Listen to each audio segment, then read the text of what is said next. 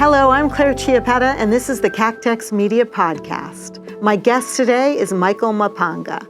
Michael was born in Zimbabwe, and as a young boy, he dreamed of being an actor. He immigrated to this country with his mother and his brother. They settled in Dallas, and he eventually became an entrepreneur. He started the streaming service AfroLandTV. It has a diverse selection of content from many regions, including Africa, the Caribbean, Europe, South America, and the African American community. Welcome, Michael. I'm so glad you could join us for our podcast. Good to see you, Claire. Yeah. So tell me a little bit about you as a boy. What did you think you were going to be when you grew up? So I was born and raised in Zimbabwe, and I have always wanted to be an actor. Always. That's what I wanted to do when I was all the way in Africa. So I remember I started acting when I was, I believe, 6 years old in Zimbabwe. And there was this show that really inspired me. And I was so young, I didn't know. I was just so innocent. But there was this show in Zimbabwe called Gringo. And I remember, this is back in the day when, you had to sit down and wait for the appointed TV, news starts at 8, and then there's a TV show right before that. So it's appointed TV, and the whole family would sit down after work. And I remember just sitting down, I would eat, right, and we would watch Gringo, the sitcom. And I just fell in love with how it made my family feel. Everybody was laughing. Everybody was releasing the stress of the day they picked up from work. Yes. And it was just amazing as a young kid. I was 6 years old, Claire. I remember this like it was yesterday. And we're just sitting there. And I remember in Africa, the kids sit on the floor where the adults sit on the couches. And I remember just sitting on the floor and everybody is laughing, having a good time. And I remember saying in my head, this is what I want to do for the rest of my life. Wow. Six years old. I was 6 years old because I just loved how storytelling brought people together. Right? There's no bickering, there's no arguments. We might have different views on whatever, but when we're sitting down watching something good, right? Everybody is united, and that's what really inspired me to chase this career. Right. Was there ever an actor that I might know or have heard of that you were really interested in? Like a famous, perhaps American films that I might know? Because you were in Zimbabwe, and I don't know what kind of films you were watching. So in Zimbabwe, I loved Jackie Chan and Jet Li. Oh, wow. Kung Fu movies. Yes. Oh, my goodness. Yes. Every African kid wanted to be a Kung Fu master. Wow. Right. So that's what I grew up loving. We were watching Chinese movies, Jackie Chan, Jet Li. So I was practicing karate. I wanted to learn how to do the splits. And that was my genesis of wanting to be an actor, to be part of the storytelling industry. Right. Did you ever dream of, going to London, going to another country, or did your world think, oh, I'll do it here? What was your thoughts as you grew up? I didn't have, I couldn't think that far. Right. Right. I had limited thinking, but my mother always wanted to come to the United States, because she said, this is the land of opportunity. And it is.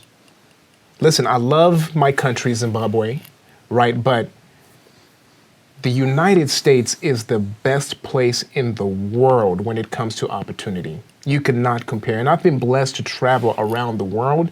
And I thank the Lord for that, because not many people get to experience the world such as I have at such a young age. But the United States, the opportunity here is unequal. Oh, yes, absolutely. I can do anything that I want. So my mother always wanted to come over here. And in Africa, people always regard the United States as, it's if you are in the States, you've made it. That's it. That's it, right? Everybody's walking on gold streets and everything. So my mother did, of course, what she could, and she brought us to the United States. And when she brought us here, when I was in fourth grade, we were here in Dallas. When I was in fourth grade, that acting bug, right? It bit me when I was 6, and it was just there. So when I was in fourth Did you grade, articulate that to your family and tell them, excuse me, did you say, hey, this is what I want to do, Mom? And did she look at you and think, oh, no? So, no, not when I was young, but when I was in middle school, that's when I was better. That's when I was able to articulate it to my mother and say, Mom, this is what I want to do. I want to be an actor. And she didn't. This is one thing that I loved about my mother. She didn't say, what? No, be a doctor, be an engineer. Most African parents want us to be doctors, engineers, or scientists, whatever it is, right? But she didn't even understand anything. Right? She was just like, what? And I was like, yes, that's what I want to do. So I found an acting school called KD Studio, not too far from here. That's right. Yeah, that's right in her neighborhood. Yeah, exactly. Yes, from their studio. Exactly. What's interesting that you say that is because your mother was a dreamer on a certain level. Yeah. Because she came to the United States, and I do nothing. believe that when you do that, there's a certain amount of dreaming, and it's a leap of faith. Exactly. And I want to finish, and I'll finish with a special, I guess, statement that I want to give to my mother, because I'll finish off on that point, right? So I went to I found KD's studio, and I told Mom, I said, hey, Mom, listen, there's this acting school, and I love acting, and it'll mean the world to me if you sign me up to go to this acting school. She's a single parent, three kids, my brothers, and she said, you know what? I don't have the money for me to be able to pay for a tuition, but I'll sacrifice. And we'll take you, you do some night classes there on the weekends and so forth. Wow. And I did that for 3 years. I graduated from KD Studio before I graduated high school. So I knew how to produce, how to direct, of course, being on-camera talent. And I just thank my mother for having the freedom and the openness to let her kids say, hey, I want to do this. My brother said, hey, I want to play football. He made it all the way to the NFL. I remember that, yes. That's pretty amazing. And it just goes to show, it's all because of our mother. Because she was open. Yeah, tell us about your brother. So my brother, his name's Stanley Maponga. He was the first Zimbabwean player to be drafted in the NFL in 2013.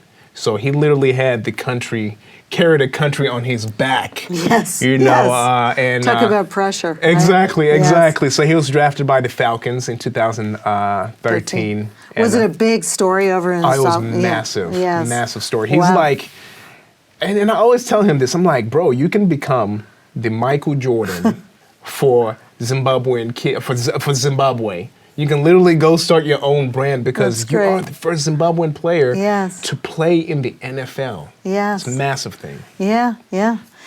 So back to you, but it's interesting because after you did that, I know where one of your first jobs was, or where you eventually ended up. So I think you kind of put it aside for a little bit. You knew you had this, like dream, but you got a proper job. Correct. Got a proper job, and you were working in the proper job, and you realized, well, I want to do more. You were doing recruiting basically. Yeah. But how did you kind of then?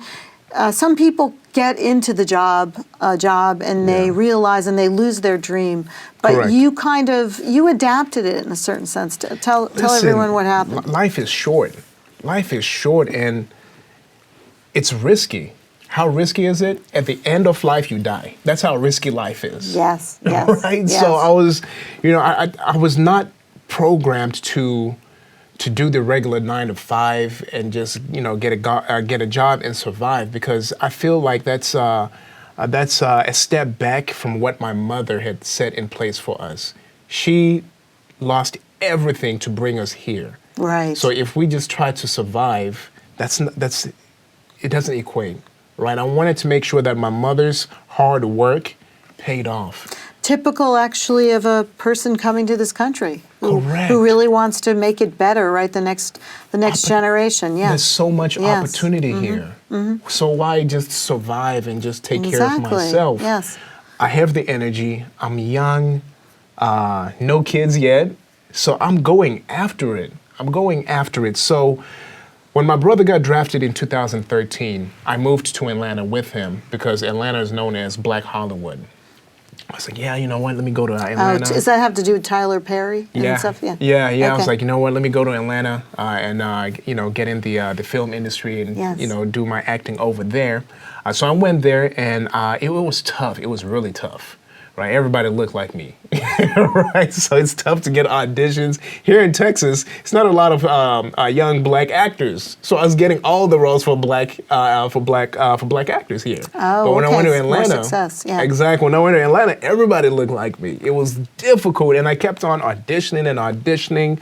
I would land some roles, but I wouldn't land some, and I said, the way that I'm wired, Claire, is I do not want to put my dreams in somebody else's hands.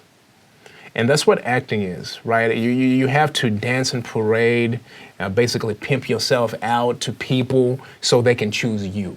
Mm-hmm. So basically my dream is in somebody else's hands. It's one way of looking at it, I guess. There's some actors that might look at it differently, but I guess, of course. Yes. I'm just wired differently, right? And so, and it's not a knock to, the grind of wanting to be an actor, but for me, there was so much more that I wanted to do.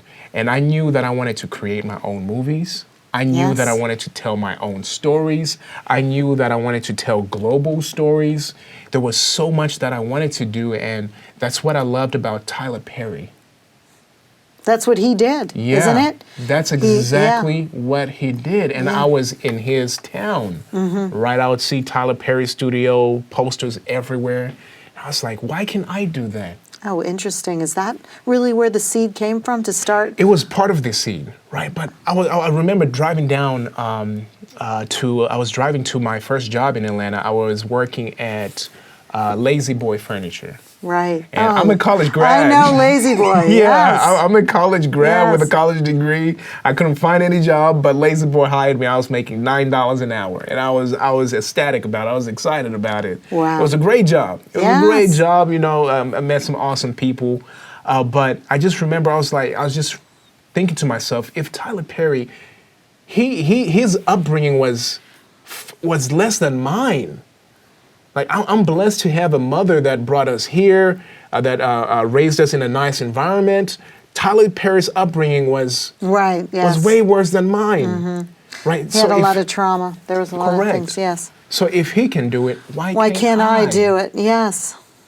So let me attempt. I love it that you took it as a challenge. Some people would look at it like, look at all he did. I could never do that. But that's was not your take at all. Correct. So you found yourself back to Dallas. You made your way back here. Correct. I came back here because I knew that I wanted to build a studio. Right. I wanted to build a studio, and I was like, if I build a studio here, nobody would really take me serious because Tyler Perry's studio's here, and I'm just a nobody at this time. So I moved back to Dallas.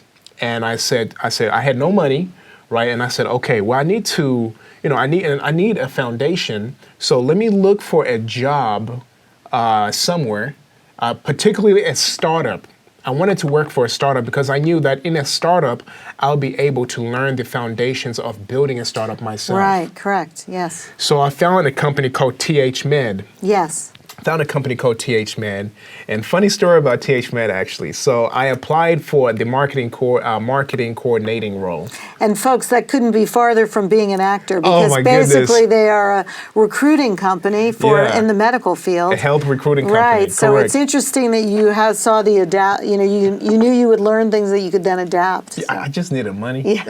I know. I understand. And I was like, listen. So you got in there, and I think that sort of then propelled you to the next opportunity, right? Yeah, but the most important thing I got from TH Med is I was very transparent with the company. I said, listen, I'm going to work here for 1 year, right? The reason why I want to work here for 1 year is because I want to start my own thing. But I want to make sure that I give you guys my best while I'm here. Right. I give you guys my best while I'm here.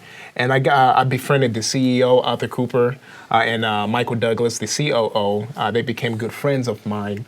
And I said, guys, in 1 year, I have to go and start my own thing. But while I was there, I didn't waste any time, right? Because I believe in whatever job you're at, you should be learning something from it. You should be learning something from it and not just wasting time. Right? I'm just going to clock in at work and just doing my job and going back at home. No, that's so mundane. You should be learning and picking up new skills. So that was a goal I set for myself. Regardless of where I'm at in 1 year, I have to go. So after that 1 year, my first investors, I started a company called AfroLandTV. Yes. Right, and AfroLandTV is an African streaming service that's bringing African stories to the world. I started this company in late 2015. And I said, okay, after 1 year of working at THMed, I'm going to work full-time on AfroLandTV. So I had no investors. And during that time, I was learning the intricacies of what it means to run a startup company, right? Helping THMed, the marketing, the sales, everything, the tech side. I was helping with those things. And I thank the THMed team for giving me an opportunity to be injected deep in the company to learn all these things, how to run a company. But also I think then once you left and you started AfroLandTV, you got a really lucky break. I know you worked hard for it. Yes. But I want to tell he was chosen to be in a NBC Universal program. Correct. And I really think that really helped you to get to the next level, right? When you met other. Want to tell everyone what that was? Yes. So my first investors became Arthur Cooper and Michael Douglas out of THMed. And I started to pick up some progress with that. I started to learn more about how to be a founder, a CEO. And there was this opportunity in Berlin, Germany at Berlinale, which is one of the biggest film festivals in the world. And they were showcasing, they have a cohort, a startup cohort to showcase media companies that are doing amazing things. And they select 12 companies across the globe. And AfroLandTV was the first African and American company to be selected into this program. So I dropped everything, right? I quit THMed. I tell my wife to quit as well because I needed to have a co-founder or another executive to travel to Berlin with me to be able to pitch at Berlinale, the film festival. So we head over to Berlin, Germany, and I kill it. Right, in terms of pitching this story, telling people why African stories are important and why they should be on the global stage.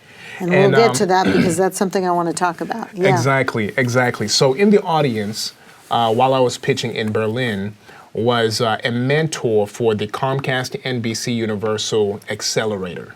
Right. So she saw me pitch and she's like, I love what you guys are doing.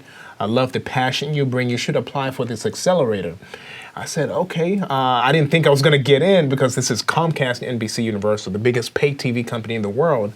And Techstars, right, one of the biggest accelerators in the world for, or most prestigious accelerators for startups. So I applied, and of course I got her recommendation because she saw me in Berlin. And thank God we made it in end of 2020. And getting into the Comcast NBC Universal Lift Labs Accelerator powered by Techstars, that's a mouthful. Yes, it is. It opened a lot of doors for me. Right. We got featured in an NBC Universal documentary called Founding in Color, which showcases founders of color that are making an impact in their communities with their startups. Right. And AfroLandTV, we are the biggest African streaming platform in the United States, bringing African stories. And this is a company that just an early stage company, and we're bringing African stories. And let's talk about that. Why? What is unique about an African story? You know, we talk about the American dream. Correct. We know what that is, right? Yes. You talked about that. You feel like you are a part of the American dream. Absolutely. What would be an African story?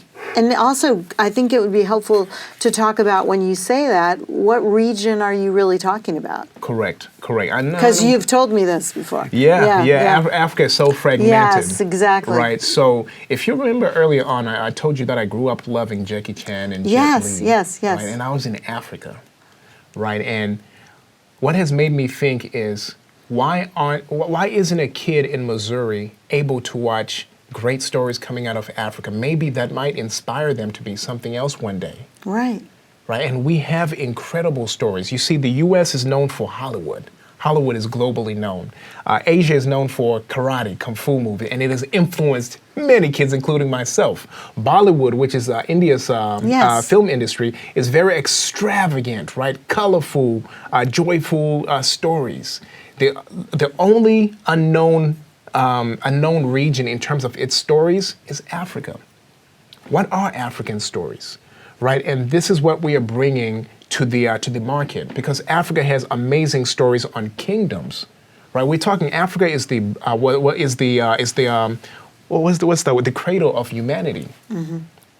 Right, we're bringing authentic African stories about the different kingdoms that existed, the history that Africa has, right? I mean, the Great Pyramids, right? Those kind of stories. Great Zimbabwe. A lot of people don't know this, but south of the pyramids, the Great Pyramids, south of that, the biggest monument that was also built was called Great Zimbabwe.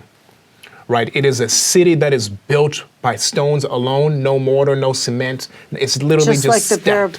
just like the pyramid. Exactly. These are stories that are available on the continent that the world does not know about. Right. Right. The amazing kingdoms that fought off colonialism. The nature, of course, everybody knows about the nature. Yes, and food. We talked about the food from the region. Right. Right. This region, when it comes to entertainment, is so unexplored. Right. And we have an opportunity to lead the push for bringing African stories to the world. Right. So this is why I believe it's very important, because in today's age, in 2023, we live in a small world, because I can talk to somebody in South Africa, with a push of a button, right? I can fly to the UK in less than 7 hours. Right, we live in a much smaller world, but if we understand each other's differences, uniqueness, the diverse stories that we all have, it makes it a better place. Right. It makes it a better place. Well, it makes the world smaller. I think it makes you, they say travel opens your mind. Well, just like that, hearing stories from other. Correct. It's so much better than reading. Yes. So much better than reading. Right. So that is what we aim to bring with African stories, unique Can you tell stories. me one or two?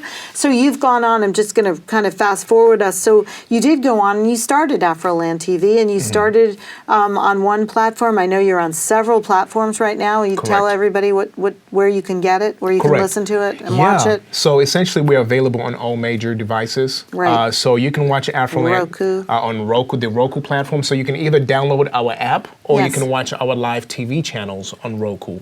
We're also on all Vizio TVs, our application, or you can also watch our live TV channels on that platform. We're available on all mobile devices, Android, Apple. We're available on Peacock. We're available on Zumo. We're available on, so Comcast NBC Universal has its own TV now called, I'm losing the name. Comcast, don't kill me. I don't know that. So they have their own TV, Yes. X-Class TVs. X-Class TVs. They have their own X-Class TVs, and we're also available on those. So now we know where you can watch all of these, all of your content. Can you tell me a little bit more about the stories that you're producing for the content? Because you do curate and bring together different, I guess, documentaries, different programming, but you also produce your own programming. Correct. We do produce our own programming, but none of our own original has premiered yet. Oh, okay. So we're in the process of we're in post-production for our originals, right? The first original title we shot is called Afro Foods, right? So we want to bring African culture through the foods. Right, because I'm telling you guys, if you get a chance to travel to Africa, the food is amazing. Absolutely amazing. So here in the States, there is over 10,000 African restaurants here in the United States. Wow. So we take a host, which is me, right, and we take 2 cameras and we go to different African restaurants and we do food reviews. Yes. Right? So we're reviewing the food, but then also we're talking about the history behind the food.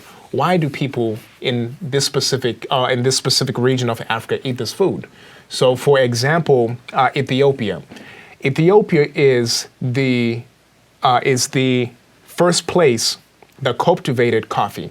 coffee is from Ethiopia. Ethiopia, yes. I never knew that. Yeah, no. And I got to try. That's why they have the best coffee. Oh my goodness. Yes. So I'm not a heavy coffee drinker. I Yes. drink it just for the taste. And I usually don't like it black. Right, I need a bunch of sugar in mine, or what is that, Milk too, creamer, yeah. and milk and everything. But Ethiopian coffee was the first time that I've drank black coffee And loved it. and loved it. Wow. Oh my goodness! So, and they share fascinating stories in how the person that found the coffee bean, how he said, you know what? Let me roast this thing, right? So it's very interesting because we get to discover African culture through the foods. We shot the first season here in Dallas. The second season is going to be New York. We're going to go to Chicago, LA. So places where people here in the States can get to have adapted and I guess taken the food from their home Correct. in Africa and different countries and really I guess sharing it here and bringing Yeah. the culture here. It's Exactly. interesting because it's a take on what's really popular now. There was a series with Stanley Tucci in Italy, and there was Yeah. a series now about Mexican food and Correct. through the country in Mexico. So that's Correct. awesome that you're kind of doing that. You're right Yeah. you're right on trend, Michael. But tell me a little bit about what story have you been part of, either as an actor or as a producer? I know you're on camera talent for the food show that you really think affected you or you remembered and has stayed with you. So I got my break in acting in 2016. There was a movie called Finding Mother. It was a movie called Finding Mother. It was a production team from Central Asia, from Kyrgyzstan. They flew to LA to shoot a film, and they wanted some American actors as well. So they brought their celebrities, and they were casting for actors here in the States. I got the role. I was the leading American actor. So that film did really well. Wow. It did really well, grossed millions of dollars in international box offices. And I traveled to Central Asia. I got to travel to Central Asia and see different cultures and how people received me. Yes, And the story yes. in itself. We filmed the movie here in the States, but it was loved in Asia, in the Middle East, and so forth. And that sparked an idea in my head. Why can't we do this for African movies as well? Right. Right. Well, this Asian company is literally giving me the blueprint of international stories being hits, filmed here, and being a hit, How to do it, internationally. right, how to do it. So it showed me a blueprint. The film was such a success, we shot a second one. And the second one we shot in Turkey. We shot in Turkey, and we shot it in Kyrgyzstan as well. So I got to travel with this movie. I was in Kyrgyzstan, Kazakhstan, Turkey, and then after that I got a role in Norway, and then I traveled to Ghana. So I've traveled the world, and it has showed me the power of storytelling. A good story is a good story regardless of where it comes from. Correct. And that inspired me to, let me be full-time in being a pioneer for bringing African stories to the world. Right. Right. Is there something though that makes it? Well, you talked about what made it uniquely African. Is there a story? We have so many books that we read as children here. Correct. I was going to say I don't know. There's Cat in the Hat. There's all this stuff. I'm sure it's translated. But is there a particular story that all Zimbabwe children are told? Correct. As a you want to share that? We have a lot, but I cannot give you a name because I just can't remember. But we are looking for those stories. Yeah. We're looking for those stories. I know right now we're in talks with a production company in Tanzania that focuses on kids' stories. Right. So we're looking for folklores, right, that kids in Africa grow up listening to. For example, there's a great show on AfroLandTV called what is it? NGen, which is Next Generation, and that's essentially like not the Sesame Street, but the Bill Nye Science Guide for African kids. Great. Right, and it's loved here in the States. Yes. Right, so there's many stories that have been adapted to fit the global audience, but they originate from Africa, and that's what we want to do. Right, our stories are not only just for Africans. right? We live in a small world, and we want to make our stories global. Yeah, and actually to that point, what percentage of the population, of the people that are watching your channel, are they usually of African descent? Are they usually do you have statistics on analytics, I guess? Correct. What are the analytics of the channel? Absolutely. So more than half of all audiences that watch AfroLandTV are African Americans that have not been to Africa. They have no connection to Africa in that way. So what they love about AfroLandTV is that we're bringing a unique perspective of the global Black diaspora. Yes. Right, because most of these, the big brands, the BETs, the OWNs, the Revolts, they focus on the U.S. Black experience. But with AfroLandTV, Black audiences also now see themselves as part of a global Black community. And that's what they love about AfroLandTV. They get to learn what their brothers and sisters are doing in South Africa, Nigeria, Kenya, or even Brazil. Right, so this is something that is unique in the market that we're bringing. Do you think it's important for your channel to tell stories, African stories that are in the United States currently, so people who have come here and immigrated, or is it more important to go to Africa and tell, capture the stories there that are still going on and expose? No, we want to do both. We want to tell stories Africans here in the States, how they're acclimating to a new environment, businesses and so forth. Yes. We want to create a bridge. We want to create a bridge because you see the successes of Black Panther. You see the successes of The Lion King or Viola Davis' movie, The Woman King, right? African Americans are now wanting to learn more about their ancestral roots as well.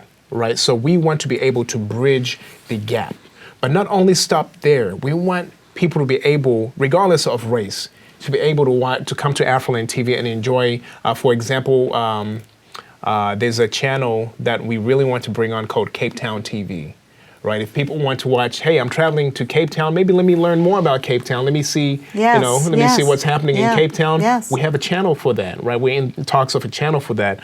For example, we have Nollywood channel, right? So Nollywood is the Nigerian film industry, yes, I remember. Which is regarded as the second biggest film industry in the world, second to Bollywood when it comes to the number of films and shows being produced on an annual basis. More than Hollywood. More than Hollywood. Hollywood only does anywhere from 700 to 900 movies a year, right? So it's a massive film industry and there's a massive cult audience. So if you want to watch Nollywood, you can watch that, or Afrobeats, right? The music genre. We have a channel dedicated to Afrobeats. And one of my favorite channels is called Wild Earth. It's a 14-hour live broadcast of a safari in South Africa. So every single day you're getting a 14-hour live broadcast of what is happening in the safari in real time on this channel, and then they just loop the rest of the hours to make it a 24-hour feed. So we're bringing Africa to the world. Yeah, that's interesting. We end our podcast, or we wind down with sort of a couple questions about your favorite stories, your personally. Like, what's your favorite book, or what are you streaming right now that is your favorite thing? So my favorite movie of all time is 300. King Leonidas, the Spartan movie, just made me feel like a man back in 2007. So that's my favorite movie of all time and one of my favorite actors. And my favorite book is Homo Sapiens. Okay. Homo Sapiens. I forgot the name of the author, but it's a really popular book that dives deep into human history. I'm fascinated by history. Yes. Right. So my free time, I learn about history. I study history. I watch documentaries about history. Fascinated about history. So that's my favorite book. And then what I'm watching right now. So believe it or not, I don't watch a lot of TV, but I watch a ton of documentaries. Right. Right now I'm watching. If I'm not watching the Wild Earth channel on AfroLandTV, I'm watching, there's a documentary channel on YouTube called Y Files. Okay. And Y Files is, they basically talk about conspiracy theories and try to debunk. I was wondering if it was mystery. They try to debunk which is a legitimate conspiracy theory and which one is not. So that's, I love to keep my mind always thinking. And those absolutely. are currently some of my favorites. And finally, what do you think your passion for acting? Do you feel like you'll go back to that? Just curious. Absolutely. Yes. Absolutely. I would love to. I was telling a friend of mine that I want to be the Liam Neeson of Africa. I'm too young right now. I don't have the bravado yet. All right, but I love. Why him? What is it about his career or his persona that attracts you? His movie. So it's Liam Neeson or Gerard Butler. Okay. Right, and the types of movies they do are action films, Yes. mystery action films, and they play the same character over and over and over. Well, they might say differently. Right. But, okay. But that's what I want to do. That's my niche. Yes. Right. I want to be the action hero, right? The action hero. I also love superhero movies, but it's getting a little bit played out. But I want to tell mystery stories. A cop solves something, or somebody kidnaps my daughter, and then I have to go find them. You have 10 days, whatever it is. That's what I want to do. So I'm wanting to build a foundation where I'll be able to do that in my freedom. Well, thank you, Michael, for Absolutely. joining us on the Cactex Media Podcast, and I encourage everyone to go check out AfroLandTV. Absolutely. Yeah. Thank you so much, Claire. You're welcome.